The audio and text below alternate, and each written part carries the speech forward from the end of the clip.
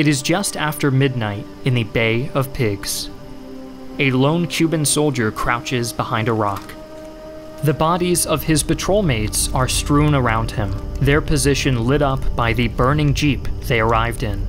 All he can do is pray their last desperate radio transmission gets through, and that news of the imperialist invasion reaches headquarters in time.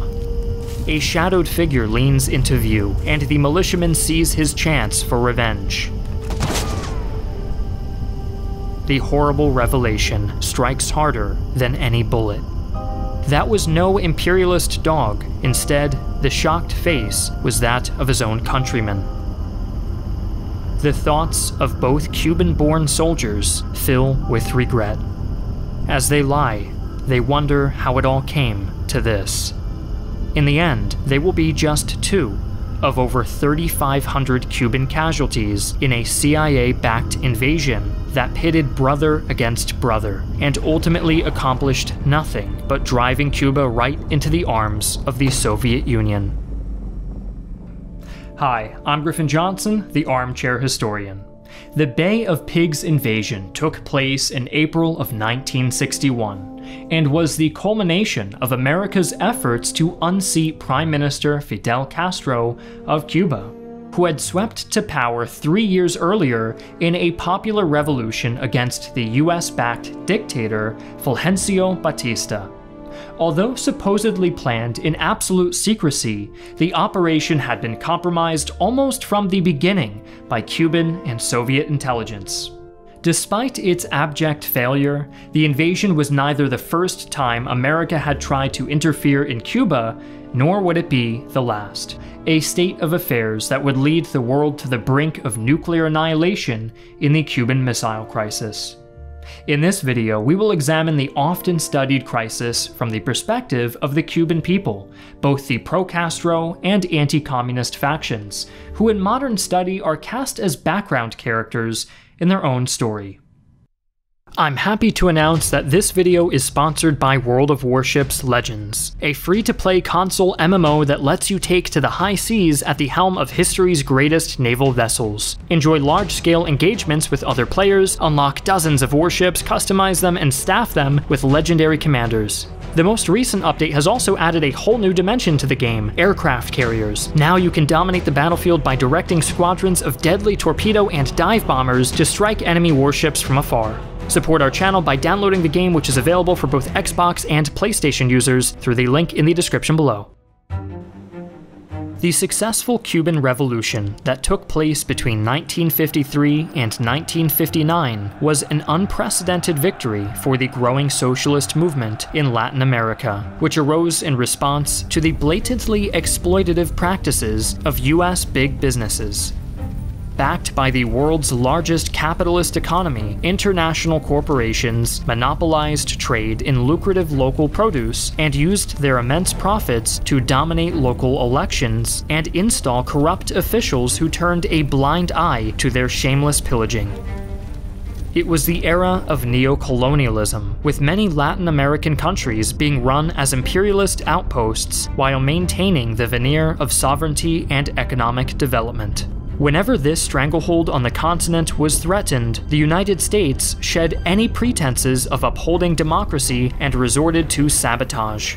This hypocrisy was on full display in 1954 when the CIA overthrew the legitimately elected president of Guatemala in favor for an anti-communist military junta.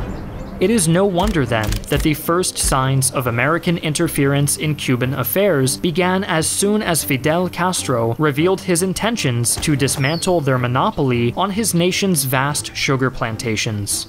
Some Cubans in the direst straits saw this as a chance to finally seize the means of production away from the faceless overseas corporations that had dominated their lives for decades. Expectedly, the US reacted with aggressive sanctions, and the revolutionaries lacked enough experience to maintain the economy while simultaneously supporting Castro's many new social welfare programs aimed at uplifting the rural poor. But this progress was dearly bought, and Castro sought to protect his nascent workers' utopia at all costs. From the start, he made it very clear that the resources and social programs of his new government were exclusively available to fellow revolutionaries. Those Cuban citizens who did not openly embrace socialism were ostracized at best and permanently re-educated at worst. For those who dared betray their Cuban heritage and openly side with the Americans, immediate exile was the best they could hope for. What divided these two camps was not a matter of national pride, but of politics. Just about all Cubans were patriots tired of witnessing their island's exploitation, but what divided them was Castro's agenda. Resistance movements soon sprang up, but without a powerful backer, there was little they could accomplish. That's when the CIA approached members of the Cuban Democratic Revolutionary Front, offering to transport 1,400 men across the Caribbean Sea and onto the island, where they would proceed to liberate the nation from Castro's regime. However, this endeavor was doomed from the start, and the men who participated in it ultimately accomplished nothing besides convincing their socialist brothers and sisters that the US was utterly and completely dedicated to the destruction of their new workers' republic. The invasion to topple their communist regime only succeeded in making Cuba more communist. On December 2nd, Castro pledged fealty to the Soviet Union in a televised address, declaring, "I am a Marxist-Leninist and shall be one until the end of my life." He went on to state that Soviet-style communism would be the guiding force in Cuban politics, replacing the more generalized set of socialist ideals his regime had previously adhered to. To the Cuban exiles living abroad in Florida and Mexico, this was the worst-case scenario, reducing the nation they loved to little more than a pawn in the struggle between the Soviets and the Americans. However, things were not quite as clear-cut as they seemed. Following his passionate endorsement of communism, Castro was confused by a lukewarm and non-committal Soviet reaction. He had inadvertently placed the USSR and First Secretary Nikita Khrushchev in a particularly awkward position, as Cuba could not receive Soviet military aid without sparking an American response. But even without Soviet support, Castro did his best to prove his worth in the eyes of his new Marxist-Leninist peers, going so far as to send his own 13-year-old son, Fidelito, to a school in Moscow. But it was not until early 1962 that Castro was validated by the Soviets. Suddenly, Soviet newspapers began publishing articles praising his regime as a model of Marxist-Leninist efficiency. Shortly afterwards, Castro received word that Khrushchev was sending two senior members of his government, Marshal Sergei Birusov and Party Secretary Sharaf Rashidov, to speak with him about securing Cuba's future. At this historic meeting, an astonished Castro listened as the two men carefully laid out Khrushchev's plan to station no less than 40 nuclear-tipped ballistic cruise missiles on the island, defended by a large Soviet garrison and numerous anti-aircraft batteries. Armed with such weapons, Cuba would be nothing less than an impregnable fortress, able to threaten nuclear Armageddon on any impertinent foe who dared challenge its sovereignty. Remarkably, Castro did not instantly accept this proposal, realizing that the Soviets were not making it purely out of the kindness of their hearts. His nation would not have direct ownership or even access to these new missiles, and Castro worried that the US might launch a preemptive attack if they were discovered prior to installation. Even the promise of additional equipment for the Cuban army and the knowledge that he was acting in the cause of international socialism was not enough to fully overcome Castro's misgivings. But in the end, he convinced himself that it would be morally wrong not to accept the deal, as he had already put great pressure on the USSR to defend his revolution, while having little practical value to offer in return. Therefore, with some reluctance, Castro agreed to the Soviet plan. Between July and August of 1962, various high-profile members of the Cuban government traveled to Moscow to negotiate the details of the Soviet military installation. These included Fidel's brother, Raúl Castro, and his close comrade, Ernesto Che Guevara. The Soviets threw lavish parties for both the dignitaries and arranged tours of various secret military facilities. While Raúl came back full of praise for their new allies, Che was more reserved, suspicious of the way Khrushchev seemed to downplay the threat posed by the USA during their personal meetings. During the negotiations, both sides drafted multiple agreements, finally settling on terms that would see over 40,000 Soviet boots on the ground in Cuba, in addition to the missiles. Construction of the missile sites needed to take place under absolute secrecy, but Castro was confident his state security apparatus would be more than up to the task. However, his regime was still facing numerous threats, both foreign and domestic, that made keeping his promises to the Soviets much more difficult than initially anticipated. For starters, the Cuban economy had continued to sharply decline thanks to a mixture of incompetent administration and US sanctions, leading to food riots in several cities. The CIA had also initiated Operation Mongoose in 1961, which had the goal of inciting a civil revolt in Cuba within a year. The program included everything from assassination attempts on Castro to terrorist attacks carried out on Cuban infrastructure. Indeed, the CIA would plot to assassinate Castro so many times in such absurd variety of ways, such as with exploding seashells, poisoned milkshakes, and fungus-infected wetsuits, that he famously stated, "If surviving assassination attempts were an Olympic event, I would win the gold medal." There was also an ongoing insurgency movement known as the S Combrai Rebellion, made up of former Batista loyalists and Cubans who opposed Castro's socialist government. These bandidos managed to make such a nuisance of themselves that Soviet assessors rejected Cuba's thick inner jungles as potential locations for their new missile sites, partially because they provided the perfect cover for guerrilla operations. The sites were instead placed in more open locations, leaving them vulnerable to discovery.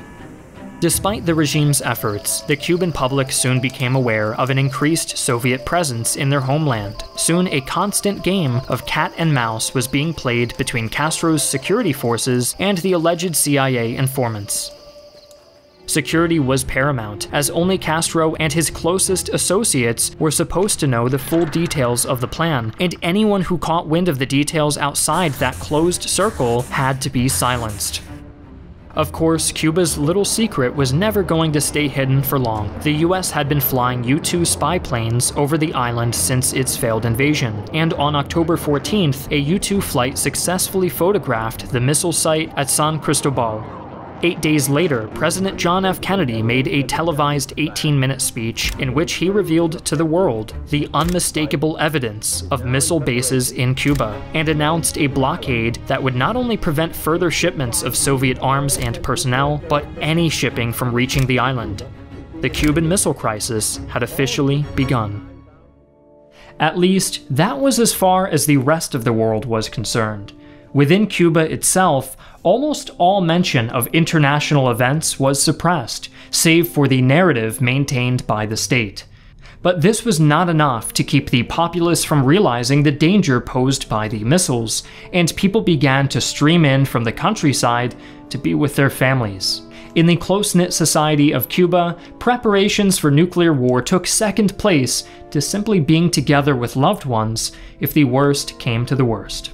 Even so, only a few senior officials within the government fully understood the gravity of the situation, and fewer still were able to shed the blinders of ideology and accept the utter devastation that a nuclear war would cause. But men like Fidel Castro and Che Guevara had built their reputation by being both steadfast and uncompromising, and neither intended to back down in the face of American threats. To Che Guevara especially, this was nothing less than the final struggle between capitalism and communism, and nuclear war was completely acceptable, if not preferable, to achieve the extinction of the former and the triumph of the latter. Immediately after Kennedy's declaration, Castro took to the podium, issuing a stinging rebuttal that outlined America's long history of aggression and state-sponsored terrorism against his beloved nation. When it came time to address the issue of Soviet missiles, Castro had this to say: "What have we done? We have defended ourselves, that is all. Were the imperialists expecting that after their first hostile act, our people would surrender, that the revolution would raise a white flag?" Determined to show his resolve, the fiery Castro passionately urged Khrushchev to issue a declaration stating that any attack on Cuban soil would be seen as an attack on the USSR itself, and to have his forces deployed throughout Europe to enter a state of maximum readiness. Khrushchev had absolutely no intention of doing either of these things. Kennedy, too, had played his hand carefully, having announced that the planned blockade would occur well outside of Cuba's territorial waters, and Castro realized that he had been neatly taken out of the diplomatic equation, leaving him with next to no say in any talks between America and the USSR. But there was still the matter of US reconnaissance flights taking place over Cuban airspace on a daily basis, fully convincing Castro that American action was imminent. On October 26th, Castro sent another letter to Khrushchev, stating his conviction that an attack would take place within the next 72 hours, and that he expected the USSR to respond with the full force of their nuclear arsenal.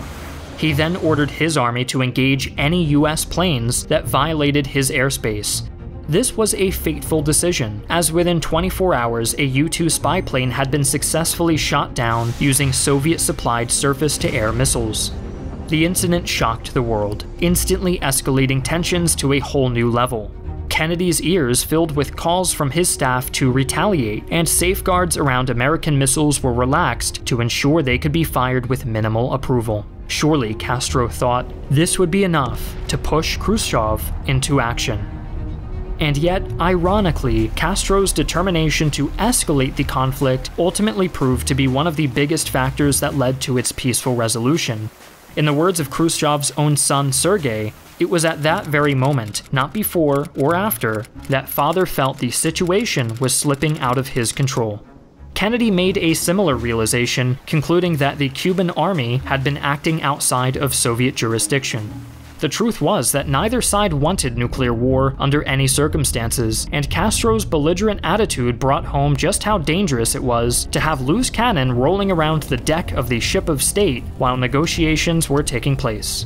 Both Khrushchev and Kennedy made a firm resolution to ignore any further warmongering advice from their subordinates and began taking steps to defuse the situation as quickly as possible. While these events played out at the highest levels of government, ordinary Cubans, including those who had fled the country, awaited the outcome with bated breath. A Cuban exile living in Miami, Marta Darby, recalls the tension in an interview on National Public Radio, where she stated, "I think at the time we were afraid that maybe something would happen to us much like the Japanese internment camps during World War II. And there were whispers of that. Maybe they'll take us away and hide us somewhere. And that was a little bit scary." When asked about her experiences as a child still living in Cuba during the same interview, Maria Salgado recalled, "I also remember family members from out of town coming in and everyone being in our same hometown because the world was going to end. So you wanted to be near your family, near your loved ones." As October 28th dawned, an increasingly nervous and expectant Castro received a phone call from Khrushchev, informing him that a deal had been signed that would see the removal of missiles from Cuba in exchange for a guarantee that no invasion of the island would take place. With trembling hands, Castro lowered the receiver. How dare Khrushchev do this to him? Cuba had risked everything for this moment. Castro had personally offered his life and the lives of his countrymen as a sacrifice on the altar of communism, and had been ready to die with a smile on his face if it meant striking a death blow to the hated imperialists. But instead, Castro's supposed allies had acted without even consulting him, disregarding his pride and Cuban sovereignty in favor of extracting a few concessions over missile sites in Turkey. In a fit of impotent fury, Castro trashed his office, kicking the walls and smashing glassware while screaming obscenities at Khrushchev, ending with an emphatic insult I will politely decline from translating. After he had finally calmed down, the embittered prime minister issued a public statement that he would accept the deal. But the US also had to cease all attempts to interfere with Cuban sovereignty and swear never to violate their airspace or territorial waters again. As part of the deal, the Americans had secured rights to send inspectors to Cuba to monitor the removal of these Soviet missile sites, but Castro made it clear that any US personnel who so much as set foot on his soil would be shot dead and their bodies tossed back into the ocean. Despite mounting pressure from both sides, the revolutionary leader held firm, his wounded pride demanding appeasement. Meanwhile, disaffected Cubans chanted in the streets, "Khrushchev, you coward, what is given as a gift is not taken away again." State media went into overdrive, pumping out article after article decrying this deliberate betrayal of Cuban loyalty. Faced with the unyielding resolve from both leader and citizenry, even the mighty USSR had to give in eventually. After weeks of defiance, Castro won a morale victory, with the Soviets agreeing to ship the missiles out into international waters to be inspected there instead of on Cuban soil. As suddenly as they began, the newspaper articles and radio broadcasts condemning the Soviet withdrawal came to an end, and the sullen populace of Cuba resumed their normal lives. With nothing left to do, Castro descended into a state of depression. His bad mood was exacerbated when many communist parties in Latin America began praising Khrushchev for how well he had handled the situation. Che Guevara also reacted to the crisis with disgust, later stating that he would have personally fired the missiles himself if it meant destroying the USA forever. In the years that followed the missile crisis, relations between Cuba and the USSR slowly returned to normal, but a sense of betrayal still hung over the island nation. The radical communists of Cuba had been willing to die for their ideals and felt that the Russians had snatched defeat from the jaws of victory. Regular citizens were kept somewhat ignorant of the true nature of the crisis. As for the many Cuban exiles who had watched the whole affair on international news, they were relieved that the situation had been de-escalated, but saddened by the fact that their homeland still remained in communist hands. The descendants of these exiles continue to call for the democratization of Cuba to this day, and though the government has made a few concessions over the years, the status quo remains more or less intact. Fidel Castro died on the 25th of November 2016 at the age of 90. He remains extremely popular among Cuban socialists, who view him as their liberator and as someone who always shared their burdens and endured hardship alongside the common man. Special thanks again to World of Warships Legends for sponsoring this video. Enjoy the new carrier update and far more content by downloading the game through our affiliate link below.